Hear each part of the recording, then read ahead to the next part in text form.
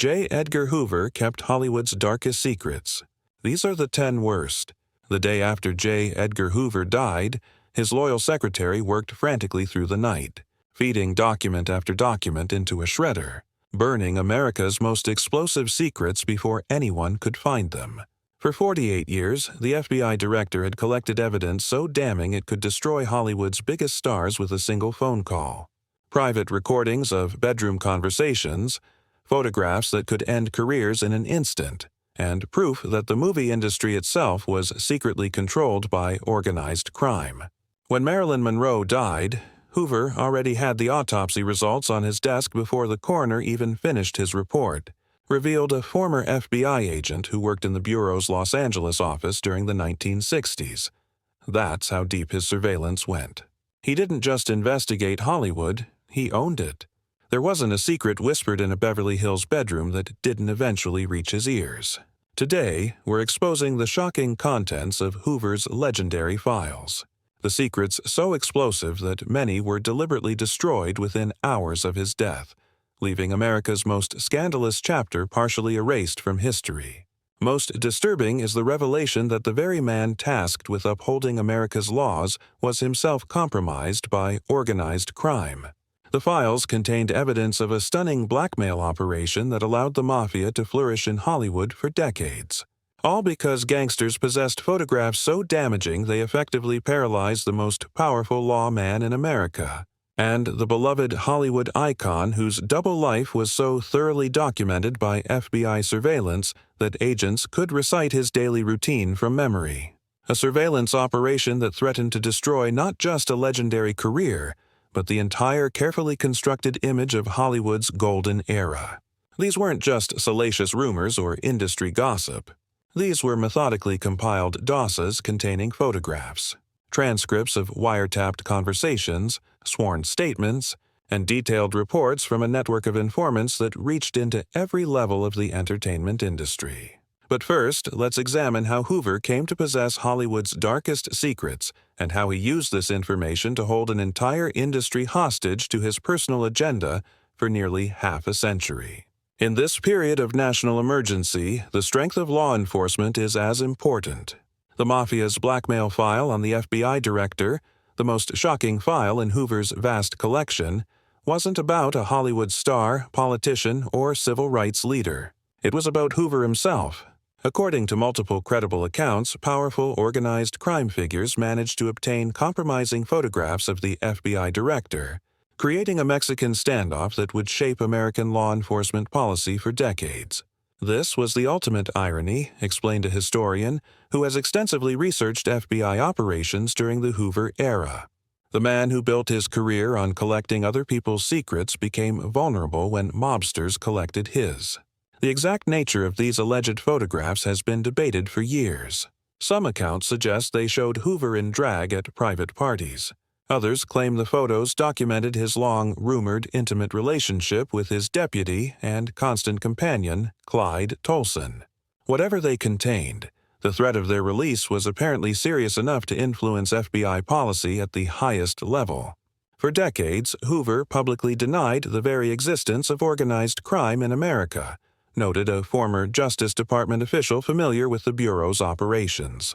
He insisted that the Mafia was a myth, even as mobsters like Lucky Luciano, Meir Lansky, and Sam Giancana were building criminal empires that reached deep into the entertainment industry. This inexplicable blind spot allowed organized crime to flourish, particularly in Hollywood, where mob influence extended into unions, nightclubs, and eventually Las Vegas casinos that attracted entertainment's biggest stars. The entertainment industry became a playground for criminals who knew they had little to fear from federal authorities. Hoover's denial of organized crime wasn't just a policy position.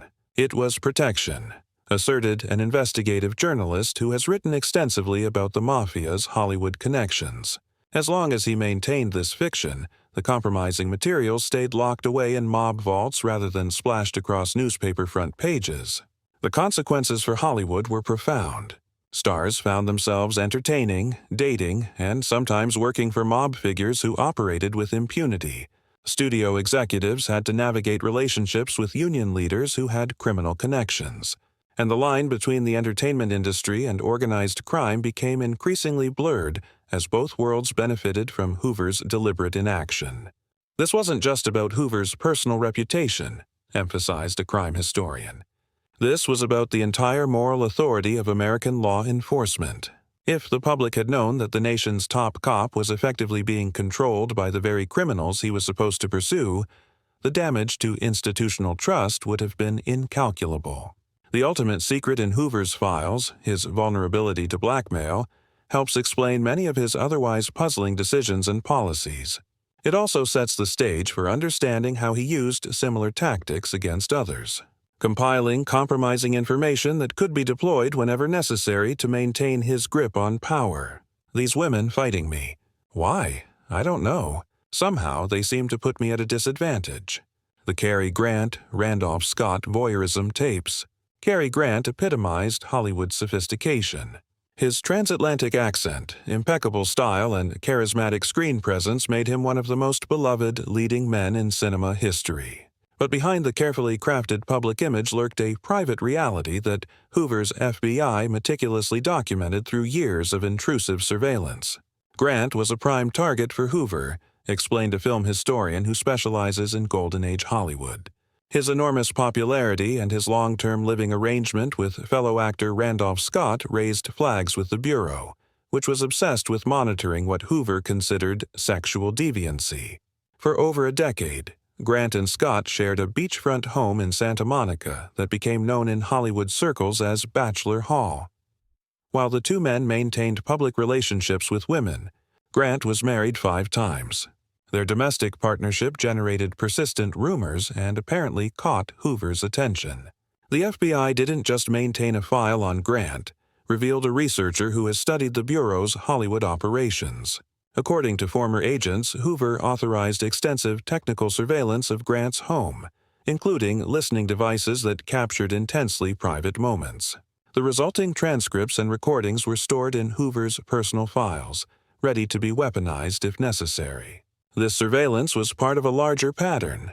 Hoover's FBI took a particular interest in the sexual lives of public figures, especially those who didn't conform to traditional expectations. In an era when homosexuality was both criminalized and stigmatized, evidence of same-sex relationships could instantly destroy even the most successful career. It's important to understand that this wasn't just about gathering information, noted a cultural historian. It was about control. By possessing these recordings and transcripts, Hoover effectively held Grant's career and reputation hostage. The star had to operate knowing that his most intimate moments could be exposed at any time. What makes this surveillance particularly disturbing is its purely exploitative nature. Grant was never suspected of any crime or security threat. The intrusion into his private life was based solely on Hoover's personal agenda and his desire to maintain leverage over influential figures. This wasn't law enforcement. It was voyeurism sanctioned by the state, asserted a civil liberties expert. The tremendous power of the FBI was being used to peer into bedrooms and gather compromising information for potential blackmail, completely untethered from any legitimate investigative purpose. The Grant surveillance operation represents just one example of how Hoover's FBI routinely violated the privacy of Hollywood figures, treating their personal lives as intelligence targets to be exploited rather than private matters deserving of constitutional protection. Adam and Eve. I was afraid you'd misunderstand about that. No. What?